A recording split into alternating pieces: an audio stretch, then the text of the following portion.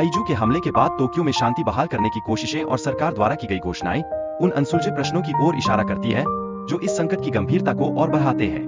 क्या यह संभव है कि सरकार इस स्थिति को संभाल सके? क्या नागरिकों की सुरक्षा प्राथमिकता पर है?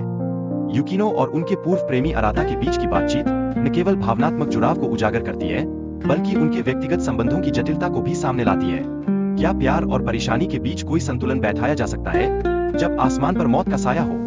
काइजू के शव को एक पर्यटन स्थल में बदलने का विचार आर्थिक लाभ की संभावनाओं को उजागर करता है, लेकिन क्या यह सही कदम है जब जीवन और मृत्यु का खेल खेला जा रहा है? क्या लोग इस खतरनाक स्थिति में भी इससे लाज उठाने की कोशिश करेंगे?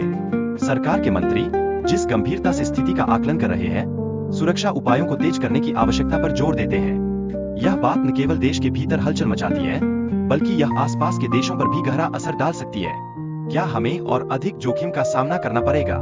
एक वैज्ञानिक ने अज्ञात गैस की खोज की है जो जीव के शरीर से निकल रही है। यह गैस लोगों में चिंता और भ्रम पैदा कर रही है। अब सवाल यह है कि इस गैस के प्रभावों से निपटने के लिए क्या कदम उठाए जाएंगे? क्या यह कोई नया खतरा है? कई राजनीतिक नेता इस जीव के मुद्दे को अपने लाभ के लिए भुनाने की कोशिश कर रहे हैं। उनका तर्क है कि इस संकट का समाधान करके वे जनता का समर्थन प्राप्त कर सकते हैं। क्या यह स्वार्थी राजनीति का एक और उदाहरण है जब लोग अपने जीवन से अधिक अपनी जीविका की चिंता कर रहे हैं? काइजू के शरीर में बढ़ती गर्मी और उसके परिणामस्वरूप संभावित विस्फोट चर्चा का मुख्य विषय बन गया है। क्या इसका मतलब है कि हमें जल्द ही एक और तबाही का सामना करना पड़ सकता है? क्या सुरक्षा उपाय प्रभावी होंगे या फिर सब कुछ उलझ जाएगा?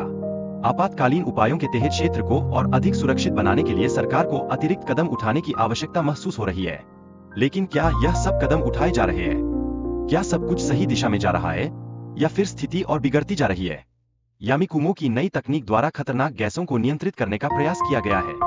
हालांकि इस प्रक्रिया से जुड़ी कई चुनौतियां भी है। क्या यह तकनीक असली खतरे को कम कर सकती है या यह महज एक निराशाजनक कोशिश है? विस्फोट की योजना के अंतर्गत एक और बम का उपयोग किया जाना है जो समय पर सक्रिय किया जाता है। यह घटना न केवल सभी की उम्मीदों को तोड़ देती है बल्कि हमें यह सोचने पर मजबूर कर देती है कि क्या इससे भाग्य बदल जाएगा। एक प्रभावित व्यक्ति जो इस स्थिति का वीडियो बना रहा है अपने कार्यों के चुनाव को लेकर सरकार पर संदेह करता है।